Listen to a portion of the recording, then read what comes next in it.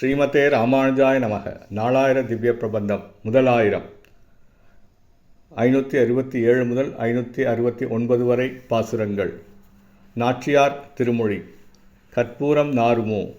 பாஞ்சசன்னியத்தை பத்மநாபனோடு சுற்றமாக்குதல். 567ஆம் பாசுரம். கற்பூரம் நாருமோ, கமலப்பூ நாருமோ, திருப்பவளச் செவ்வாய்தான் தித்தித்திருக்குமோ. மறுபொசித்த மாதவன்றன் வாய்ச்சுவையும் நாற்றமும் விருப்புற்று கேட்கின்றேன் சொல்லாழி வெண்சங்கே. ஆழமான கடலில் தோன்றிய பாஞ்சசன்னியம் என்னும் சங்கே, குவளையாபீடம் என்னும் யானையின் தந்தத்தை ஒடித்த கண்ணபிரானுடைய சிவந்த திருவாயின் இன்சுவையையும் நறுமணத்தினையும் பற்றி ஆவலுடன் உன்னிடம் கேட்டறிய விரும்புகிறேன். அக்கண்ணபிரானுடைய அழகிய பவளம் போன்ற சிவந்த உதடுகளையுடைய திருவாயானது இனித்திருக்கும் தன்மையை உடையதோ. கற்பூரம் போல வாசனை வீசுமோ, தாமரைப்பூ போல் வாசனை வீசுமோ, இன்னப்படி இருக்குமென்று நீ எனக்கு கூற வேண்டும்.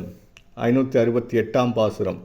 கடலில் பிறந்து கருதாது பஞ்சனன் உடலில் வளர்ந்து போயூழியான் கைத்தளத்திடரில் குடியேறி தீய வசுரர்கள் நடலைப்பட முழங்கும் தோற்றத்தாய் நச்சங்கே.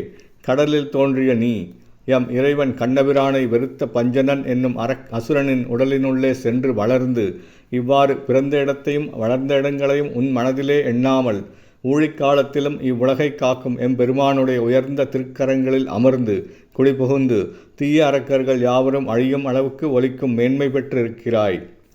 569ஆம் பாசுரம். தடவரையின் மீதே சாட்கால சந்திரன் இடையுபாவில் வந்தெழுந்தாளே போல் நீயும் வடமதுரையார் மன்னன் வாசுதேவன் கையில் குடியேறி வீற்றிருந்தாய் கோலப்பெருஞ்சங்கே.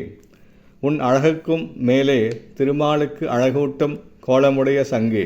மழைக்காலத்தில் முழு நிலவு நாளன்று பெரிய மலையில் நிலவு வந்து எழுந்தாற்போல் வடமதுரை மன்னனான கண்ணபிரானுடைய திருக்களங்களில் நீயும் அமர்ந்து குடிபுகுந்து உன் பெருமைகள் வெளிப்படுமாறு வீற்றிருக்கின்றாய்.